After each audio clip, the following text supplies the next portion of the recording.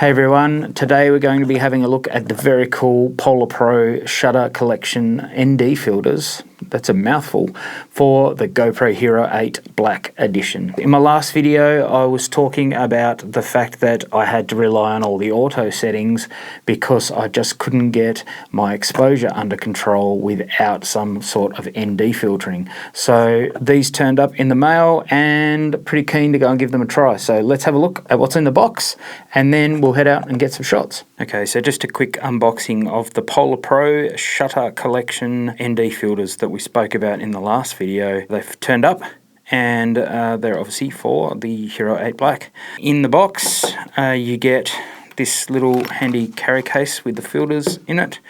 You get some documentation in this little bag here. Obviously you get one of the microfiber cloths. If we have a look in our little package here, we get I really like the packaging that Polar Pro come up with. I really like the look. This is the second Polar Pro product that I've got. I actually also have one of their ND filters for my Blackmagic camera. As you can see, they follow this sort of theme with their packaging and it looks really, really nice. So continuing on with our look through, we get a few stickers in here. This I always like from a company. This means they believe in their product, I think. Lifetime warranty, which is always cool. They've got an app that helps you select your filters and just a thank you card and a few bits and bobs in there. In here though, they actually have a rundown of what the 3 different types of filters do. This gives you a bit of an idea of how many stops you get. It also gives you an idea of what uses you might have for that. Reduces shutter speed to cinematic levels in mild sun. In short, they're a pair of sunglasses for your GoPro so that you can use the ProTune settings and control your light. Now onto the main event. We've got our little case here with our filters in there. And as you can see, we've got an ND8, ND16 and ND32. So we've got this little clip here. This goes attaches to your GoPro, and basically what you have is you have some magnets around this area. These are magnetic, which I actually really like, and they just snap on like that, bang, and snap off again. So you can change these really, really quickly once they're on. As far as putting it on is concerned, we start with this corner. We approach from this corner here. It says to push light. So if you basically line them up on the corner like this, sort of on a bit of a diagonal, if you have a look at it from this angle, you'll see that I've got it placed like this, and then I can just hold that there and then just push on, and it should click into place like that. Now we've got a nice snug fit, and from there, when we want to put our filters on from now, we can just come up, shunk, straight on, just like that, and then take it off, grab your next one, and on again. So really nice, easy to do, and from what I can see so far, they're quite secure, so they're not gonna shake off or come loose from what I can tell. So I haven't tried it in a very heavy, vibration filled application yet. I've only just walked along with them, so it will be interesting to see how well they stay on. I hope they do stay on. So the settings that I'm going to use in my GoPro, if we just turn our GoPro on. Okay, so if we have a look at our ProTune settings, I've got the bitrate set to high. This is so that we record in 100 megabytes a second. I've got the shutter here is what we're going to change first of all. So we're going to change the shutter, and the shutter speed we're going to set to our 180 rule, which is 150 for me because I'm shooting at 25 frames a second. So whatever your frames per second that you're shooting at, if you double your shutter, then you've got the 180 degrees rule that we sort of like to follow to get our good motion. Okay, I'm going to leave for this testing the white balance on auto so that we sort of get a good benchmark across our tests. In ISO, I'm going to set my minimum ISO to 100 if I'm going to be outside, and I'm going to take my max ISO down to 100 as well because I'm going to be in sunlight. This is going to be sort of my benchmark testing. I'm going to set everything to 100. I'm going to have the shutter speed to the 180 degree rule. I'm going to have my auto white balance, And from there, when I change filters, I will be able to see the difference that the filter is making to the footage and be able to see which ones I prefer for which different scenarios. So if I need to let more light in, I could take this up, and I'll basically take this one up to, say, I could take it up to 400, for example, and then I'll put my max ISO also to 400 so that we can control, so sorry, I keep missing it, so we can control the light that's coming in via our ISO, and we keep our ISO consistent. So what you'll notice, and I've seen it quite a few times with the auto settings, is because they're using the shutter speed in order to try and help adapt the camera automatically to lighting conditions. Sometimes what will happen, you might say shoot close up on someone's face and it'll be nice and bright and all the exposure will look really, really good for their face, and then as they walk away from the camera, everything starts to go dark because all of a sudden there's different lighting, maybe there's more sunlight creeping in, and then all of a sudden what happens is that shutter speed changes and allows less light to come in because it's sensed that there's more light in the auto settings. So with this, we're going to get a constant exposure the whole time that we are shooting. So that's what we're aiming. So I'm going to set that back to 100 on minimum, 100 on maximum, and then that means that my ISO is now locked to 100. I'm going to record in a flat color profile with the sharpness set to low, and that's what I'm going to do all my tests on. I'm going to have the same settings on the camera, and then we're going to run through each of the different ND filters on here, which I have successfully put back in upside down so you can't read them. Okay, so with those settings now done on our camera, let's go out, have a look at the footage and see what it comes up like.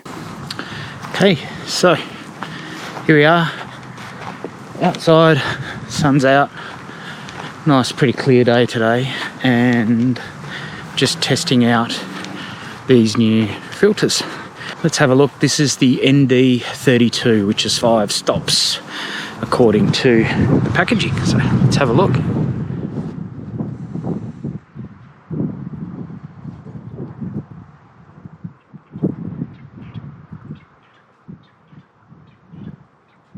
The sun's behind me, so it's pretty leery. So it'll be interesting to see when we get back what that kind of looks like.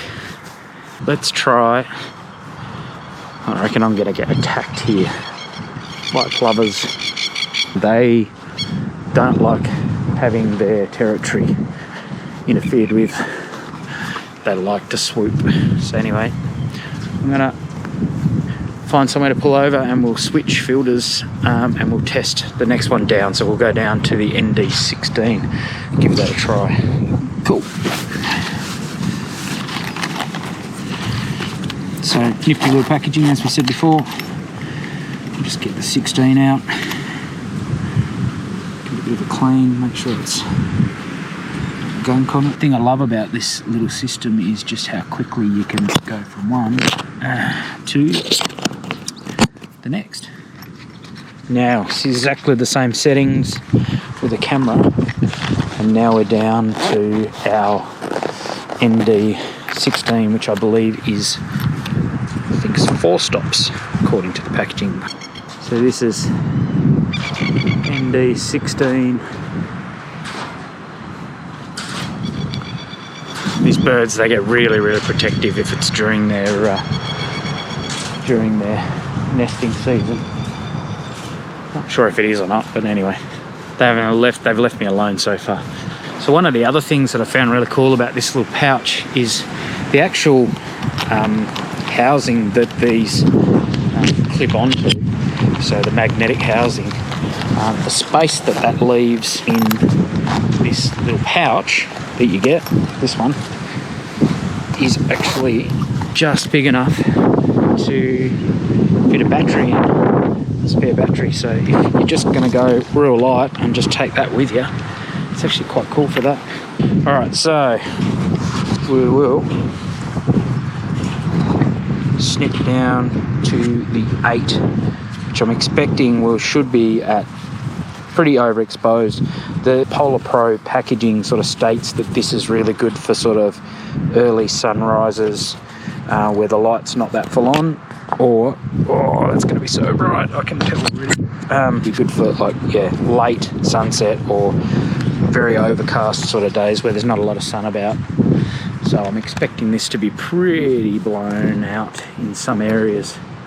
So this is ND8, which I believe is 2 or 3 stops. I'll get that right. I'll write it down below. But yeah, 2 or 3 stops. So sun over that way.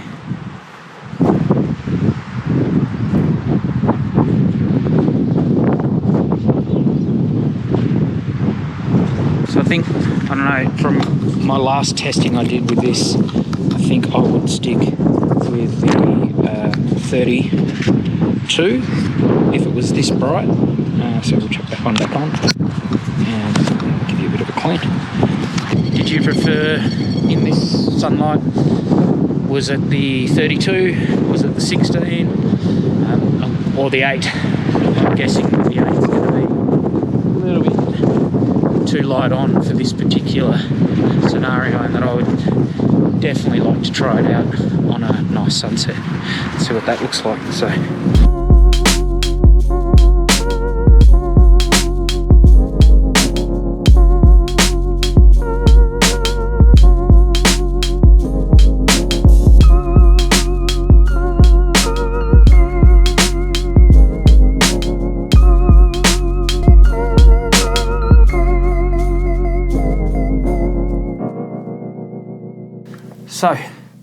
you've seen a bit of the footage with a bit of testing there, just with a sort of a benchmark settings so that we can kind of compare what the different filters do. I'm really quite impressed with the system so far. The things that I really like is I really do like the little carry bag.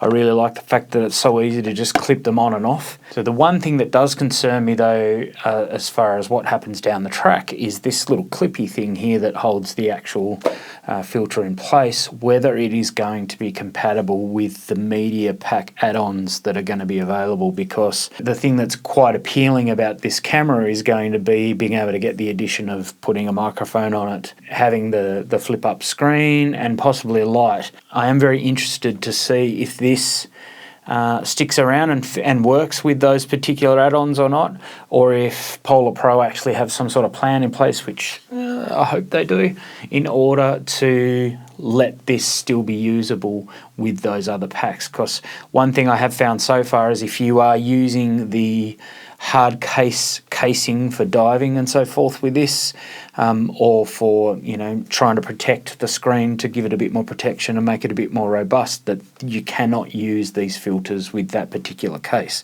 which is a bit of a bummer, because there are certain scenarios where you probably would like a little bit more protection for your GoPro. So anyway, that's what I didn't like. What I did like, however, was, like I said in my first video, if you haven't seen that, I'll drop a link below.